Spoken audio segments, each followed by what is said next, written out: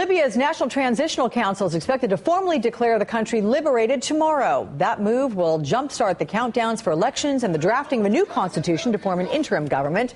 But what lies ahead in the 8 months before those elections are expected to begin? NBC's Adrian Mong is live for us from Misrata, Libya. And with a good morning to you, Adrian. Let's talk about the uphill battle the next 8 months bring before an election. I mean, how difficult are those challenges? Good morning, Alex. Well, there are many challenges. There is, first of all, making sure that they can restore security completely everywhere. There's still been rather thorough search through every house in Sirte, the hometown of Gadhafi, where he was captured on Thursday. They just want to make sure that they've gone through and found every single last loyalist troop.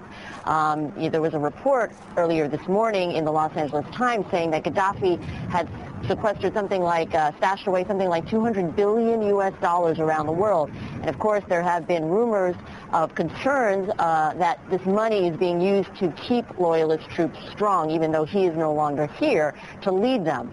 I think the other issue, of course, is how do you start rebuilding some of the infrastructure? A lot of people we spoke to yesterday during the Friday prayers on the square, Freedom Square in Misrata, here said that maybe the first priority was to make sure there was proper health care across the country, especially for those injured soldiers, injured fighters who were involved and participated in this uprising.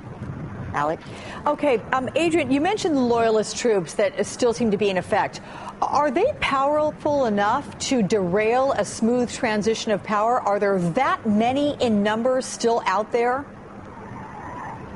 Well, it's very unclear how many loyalist troops there might still be out there. I think a lingering concern is the fate of one of Gadhafi's sons, Saif. There had been reports yesterday that he'd in fact been captured and was wounded in a leg.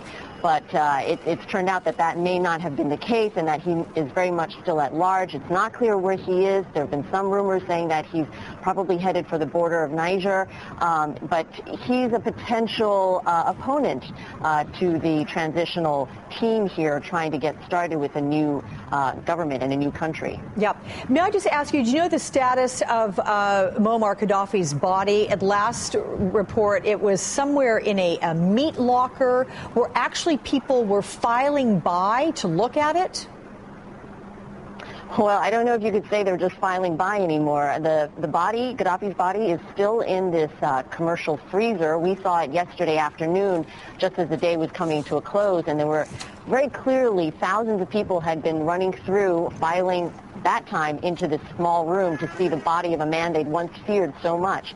We've heard that the freezer was opened again today to the public, and from some of the scenes we've seen, it looks like it's not just filing, it's people really crowded outside wanting to get a look. And we've heard that there are people coming from outside Misrata, traveling all the way to see the body of this man. Yeah, parents and with their children is how we've had it described. But all right, Adrian Mong, many thanks for that.